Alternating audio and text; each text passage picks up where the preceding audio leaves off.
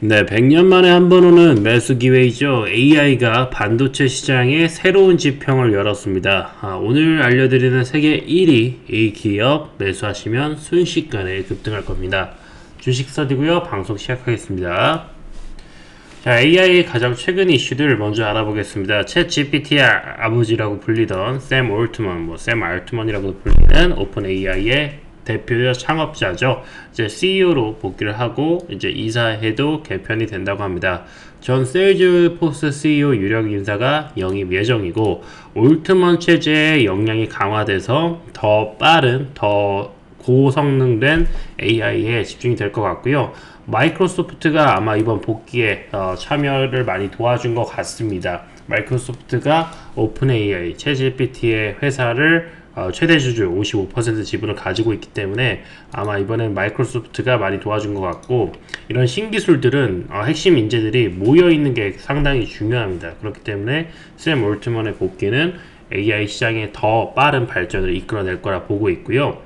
기존의 해임을 주도했던 3명의 이사회가 떠났죠. 그럼 샘 올트먼 체제가 더 강력화될 수밖에 없습니다. 이 중에서 스튜케버는 창립자 중에 한 명인데, 올트먼 해임 후에 직원들이 거세게 반발하자 자기 행동을 깊이 후회한다라는 내용을 밝히기도 했고요. 이 중에서 이제 헬렌 토너는 이제 오픈 AI 관련해서 비판 문제 제기한 일이 있었죠. 이 중에 이 사람의 골자가 AI를 안전하게 개발하는 회사의 노력을 약화했다. AI를 안전하게 개발해야 되는데 이제 오픈 AI는 안전한 AI를 벗어나서 오히려 개발에 포커싱을 두는 그런 행태를 보였다라는 거죠.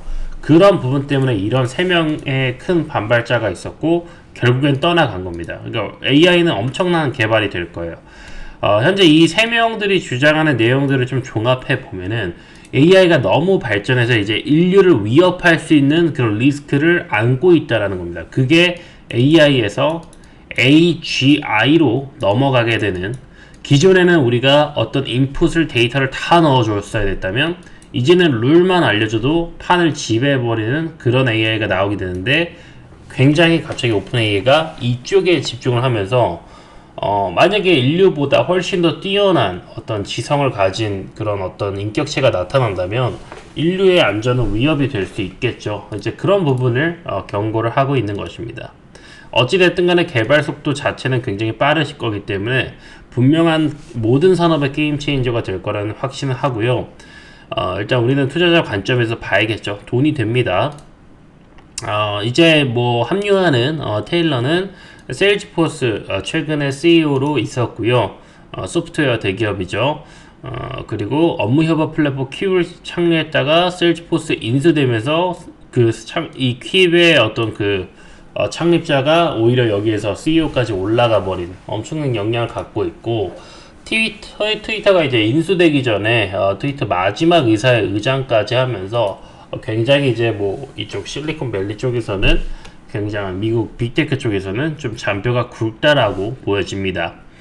그리고 뭐 또 레리 서머스, 이분은 이제 클린턴 행정부에서 재무부 장관, 하버드 총장, 경제학자, 금융위기 당시 국가경제위원회 위원장, 여러 규제조사에 직면한 오픈 AI에 큰 도움이 될 수 있다. 어떤 안전의 그런 내용 때문에 제한되어 있는 많은 개발 제한들이 풀릴 거라 예상이 되고 있습니다. 자, 그 다음에 또 다른 이슈이죠. 온디바이스 AI입니다. 일단 뭐 삼성에서 내년 초에 바로 출시가 될 텐데, 이렇게 실시간으로 바로 번역을 해주고 인식을 해주고 통역을 해주는 거예요. 이미 여러분들이 알고 계시는 파파고나 구글의 음성인식, 이런 개념과 완전 고차원적인 얘기가 되는 거고요. 구글도 이 부분을 노력을 하고 있고, 이제 온디바이스, 그리고 클라우드 전송을 해가지고 그거를 AI 구글 데이터 센터가 다시 번역을 해가지고 그걸 하는 게 아니라 그냥 기기 자체에서 데이터 연산을 하기 때문에 서버에도 부담을 안 줄 뿐더러 보안 자체가 뛰어나다라는 거죠. 그래서 현재는 실시간 통역 기술, 바로 우리가 체감할 수 있는 기술을 바로 내년 초면은 이용할 수 있게 됩니다. 그래서 이제 온디바이스, 기기 자체에서 AI를 구현하는 온디바이스 AI에 대한 관심이 높아지고 있고요. 현재는 클라우드 서버가 딥러닝 한 다음에 결과값만 받는 겁니다. 하지만 연산성이 뛰어나지 않아도 클라우드가 커버하기 때문에 그렇게 이용을 했던 건데, 이제 고성능 AI 서비스를 각 디바이스로 활용을 할 수 있게 되는 거고, 뭐 기기가 네트워크에 연결되어 있으면 필연적인 전제, 그리고 한 번 이상 외부로 전송돼야 된다는 점에서 기존에는 여기로 보내야 되니까 이런 부분이 좀 리스크가 있었는데, 이제는 와이파이나 뭐 5G, 6G 아니면 유선 랜에 연결되어 있지 않아도 스마트 기기 자체적으로 정보를 수집해서 연산을 해준다라는 거죠. 그래서 보안이 해결되기 때문에 앞으로 사물 인터넷 시대, 그리고 유비쿼터스 시대에서는 온디바이스 AI가 어떤 환경을 장악하고 바꿀 거라 보고 있습니다. 갤럭시 AI, 뭐 이제 삼성 기준이고, 휴대폰이 밖으로 튀어나오지 않아 안심하고, 구글도 온디바이스 AI 칩 텐서 G3를 장착한 필셀 A, 구글도 열심히 하고 있습니다. 구글 열심히 하고 있고, 구글 어시스턴트와 AI 바드를 결합하면 상당한 시너지가 나올 수 있을 것 같습니다. 애플 역시나 자체 AI, iOS를 통해서 이미 시리를 하고 있는데, 이제 시리가 한 단계 낮은 단계고, 그거보다 더 높은 LLM을 구축을 해야지만 애플도 이 판에서 경쟁이 가능해지게 됩니다. 현재 애플은 조금 밀리고 있는 상황이에요. 자, 그럼 어찌됐든 간에 이 AI 시대가 열리게 됐을 때, 이렇게 인터넷에 연결하지 않아도 연결이 되려면 이런 휴대용 기기에 이런 엄청난 AI 기술력이 들어가야 된다면 초저전력 반도체가 필수적입니다. 기능 자체는 지금보다 훨씬 더 뛰어난데 전력 소모량은 줄어야지만, 휴대용 기기를 내가 매번 충전을 하고 그러고 다니려면 휴대용 기기를 쓰는 게 아니죠. 그래도 뭐 하루 이틀 정도는 이게 러닝 타임이 돼줘야 이게 편리하게 쓸 수 있는 건데, 뭐 3시간 쓰고 충전하고 1시간 쓰고 충전해야 된다면 의미가 없어지게 되는 거죠. 그렇기 때문에 초저전력체 반도체가 필요한 거고, 그걸 주도하고 있는 게 바로 한국이라는 겁니다. 한국의 2030년까지 미래 먹거리가 확정적이기 때문에 어마어마한 국부를 벌어들일 거라 생각을 하는데요. 현재 AI 반도체 시장에서 세계 1위 점유율은 미국 엔비디아예요. 엔비디아 등이 생산하는 반도체는 전력 소모량이 상대적으로 크기 때문에 삼성전자, SK하이닉가 강점을 보이고 있는 D램, 낸드 같은 메모리 반도체에 계산 기능을 넣으면 오히려 전력 소모량을 최적화하는 효율적인 칩이 나온다라는 거죠. 나름대로 기술적인 근거가 있다라는 거고, 세계 1등을 해보겠다라고 얘기를 하고 있다라는 겁니다.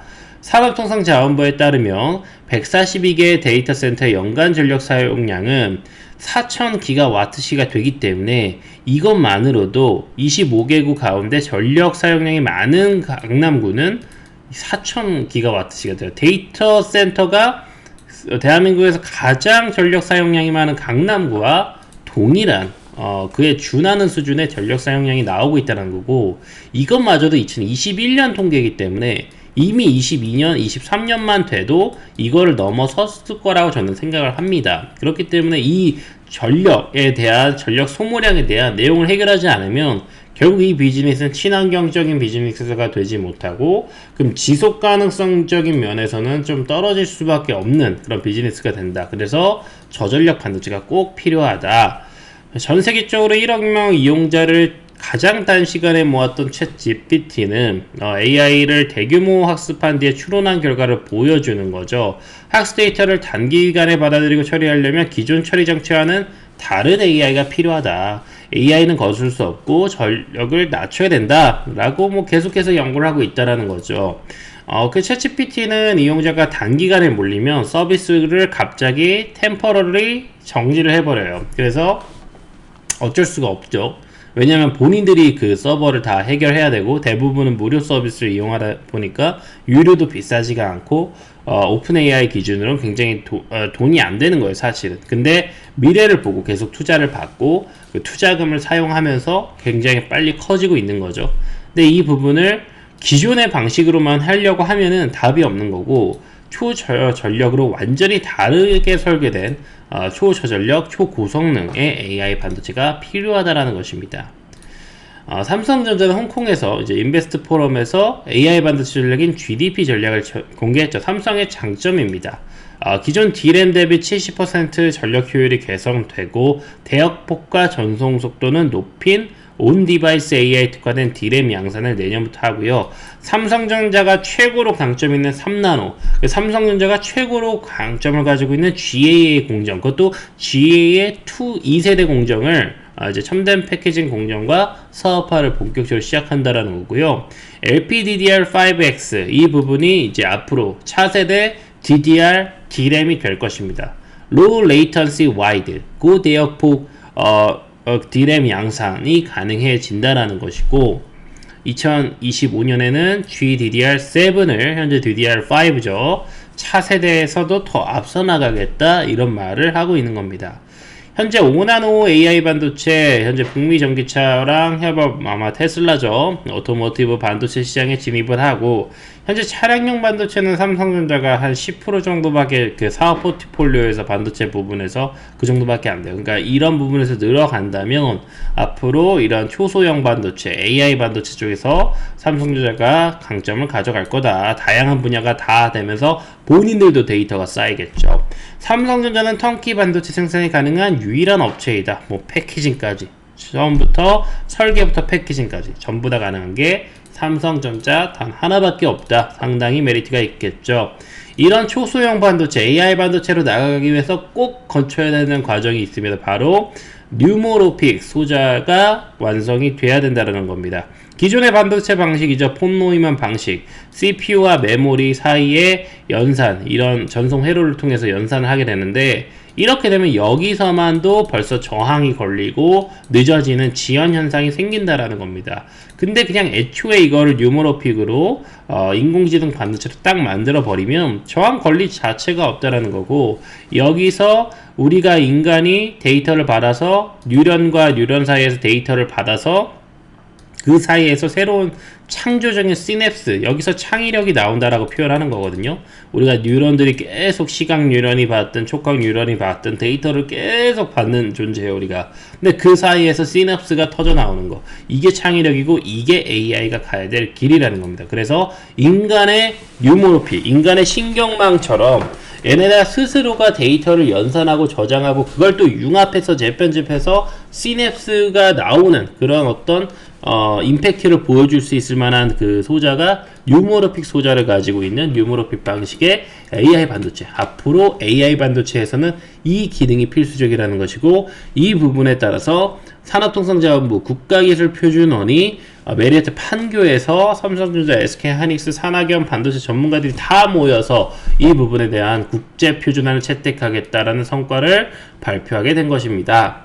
김덕기 세종대 교수는 뉴모로픽 소자의 성능과 신뢰성 검증에 관련된 기본 특성, 가소성, 선형성 평가 방법 등 국제 표준안에 대한 내용을 발표를 하였습니다. 챗GPT 같은 인공지능 분야의 우리 눈에 신경세포 처리망 같은 방식으로 해야지만 아까 시냅스 같은 그런 시너지가 나온다라는 뜻입니다. 상당히 중요한 부분이고요.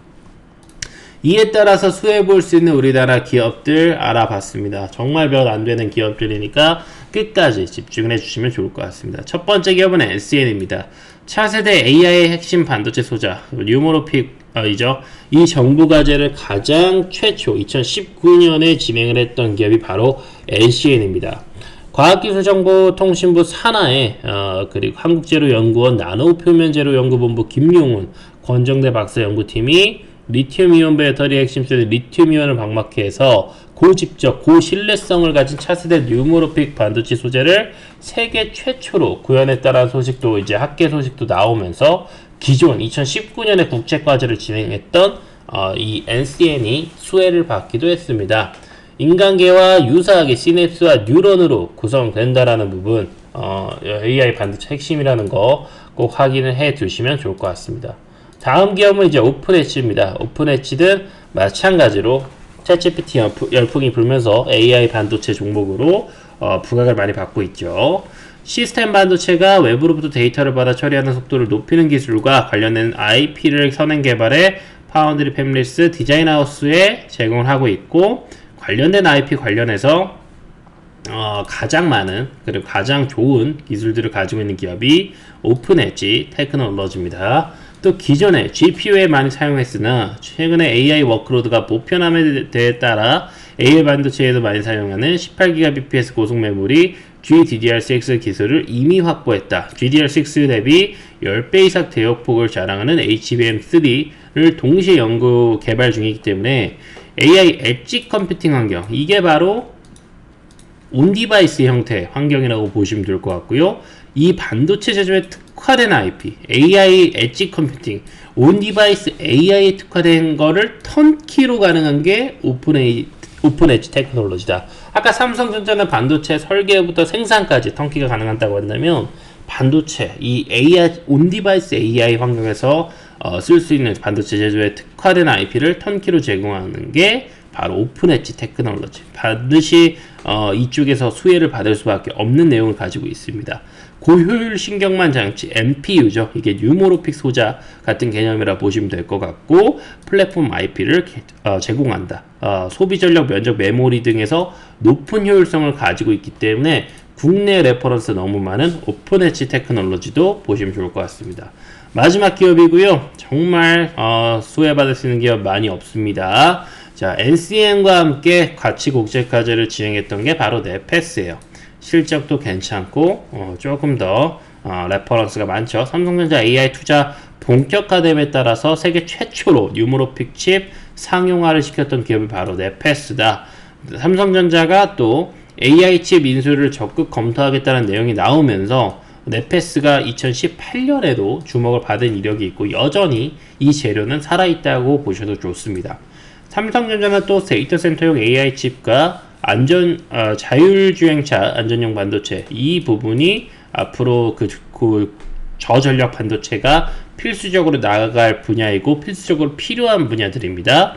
뇌신경망 구조 뉴모로픽 칩은 머신러닝을 통해 스마트폰, 자율주행, 지능형 로봇 두뇌 역할이 가능하다. 이거를 세계 최초로 상용한 업체가 어디다? 바로 네페스이기 때문에 여러분들 네페스를 집중해 주시길 바라겠습니다. 글로벌 AI 칩 시장 전망입니다. 연간 20% 매출 성장을 보일 수 있는 좋은 재료를 가지고 있고요. 현재 이게 10억 달러이기 때문에 이렇게 되면 100억 달러가 되겠죠. 2026년이면 단순하게 AI 칩만으로도 억 달러니까 우리나라 돈으로 10조 원 되는 블록버스터 시장이 바로 열리게 됩니다. 근데 이 시장의 전망보다도 훨씬 더 빨리 진행될 수 있을 것 같고요. 네페스는 뉴모로픽 칩 NM500을 국내 최초로 상용화했고 아이폰 X에 AI 탑재를 기점으로 해서 이제 AI 시장에 AI 칩에 대해서 많은 부각이 될 수 있을 거라 보고 있습니다. 네, 첫 번째 종목 NCM부터 보도록 하겠습니다. 이 뉴모로픽 분야에서는 빠르게 진출했었으나 NCM 실적도 같이 볼게요. 빠르게 진출했었으나 현재 뚜렷한 그 성과들은 좀 약한 편입니다. 그럼에도 불구하고 최대 주주 지분이나 이런 부분 나쁘지 않고, 여기 또 다양한 이제 그 차량용 전장 관련돼서 업을 하고 있는데 현재 실적 자체가 좀 아쉽다 보니까 주가가 많이 빠져 있어요. 하지만 이 기업은 몇 안 되는 뉴모로픽 실제 관련주이기도 하기 때문에 부각을 받는다면 시총이 워낙 낮아서 충분히 바닥권에서 부각을 받을 수 있고, 기존에 수급 들어온 라인들이 있어요. 그러니까 부각을 최근에도 못 받는 게 아니라서 기존 수급 라인 잡았던 그 고점까지 목표가 잡아보시면 충분히 대응 가능하고, 조금 더 적게 먹겠다 하신 분은 저점 수급 들어왔던 라인 캔들의 저점 라인까지만 공략하시더라도 지금 자리에서 일단 기대 수익률은 20% 이상 나온다라는 거 확인해 보시면 좋을 것 같습니다. 그리고 관련해서 IP를 턴키로 제공할 수 있는 기업이죠. 오픈 엣지 테크놀로지도 현재로서는 실적이 조금은 아쉽습니다. 시총 4천억짜리 기업에 비하면은 최근에 반도체 상장된 종목들이 그렇고요. 여기는 충분히 실적을 흑자 전환을 그 전망을 가지고 있어요. 그리고 AI 반도체 시장이 워낙 가파르게 성장하다 보니까 기관들은 데에서 최근에 강력한 매집이 이루어졌다라는 거예요. 최근에 이 자리부터 기관이 급격하게 물량을 늘렸다라는 게 보여지고 이 박스권 내내 기관들이 열심히 매집을 해냈습니다. 그러면은 이후에 좀 기관들의 흐름에 맞춰서 매매를 하신다면 충분히 전망이나 실적이나 나쁠 건 없거든요. 충분히 구조적인 성장 가능하니까 오픈 엣지 테크놀로지도 보셔야 되겠고요. 마지막 넷패스입니다. 그래도 실적 면에서는 가장 우량하다라고 할 수 있죠. 물론 뭐 이렇게 지금 적자인 부분도 있겠지만은 꾸준하게 연간 매출 5천억을 보여줄 수 있는 기업이 현재 시총이 3천억대까지 내려와 있는 상황이라서 어느 정도의 수급을 좀 정리를 하고 하다 보면은 또 기존의 수급 라인까지는 또 트라이 해볼 수 있다라 보고 있고, 워낙 저점이라 사실 적자이긴 하더라도 충분히 좀 저평가 메리트가 부각될 만한 내용이라고 생각이 듭니다. 현재는 뭐 메이저 수급이 채택을 하고 있지는 않지만 기존에도 다시 급격하게 시세를 냈던 그 수급을 그만큼 또 빠르게 뱉어내면서 현재는 저점을 열심히 다졌고요. 그럼 이 자리부터는 하방이 다져졌기 때문에 어느 정도 추가적인 이슈, 방금 말씀드린 AI 반도체에 대한 이슈만 나온다면 충분히 부각받고 성장할 수 있는 기업이 넷패스라고 저는 생각을 합니다. 주식 스터디였고요. 구독과 좋아요 부탁드리고, 실시간 정보 희망하시는 분들은 여기 링크로 넘어오시면 100% 무료로 실시간 장중 정보까지 받아보실 수 있습니다. 꾸준하게 스터디 해가지고요, 좋은 수익들이 너무나도 많이 나오고 있어요. 항상 좀 트렌드 있는 종목으로 바닥권에서 수급 들어왔을 때 접근하니까 수익도 빠르고 안전하고 또 트렌드를 읽다 보니까 내가 주식시장에 대한 감도 꾸준하게 유지할 수 있는 좋은 수익을 내고 있는 곳이 바로 주식 스터디 방입니다. 같이 100% 무료로 공부하시면서 돈 많이 가져가셨으면 좋겠습니다. 감사합니다.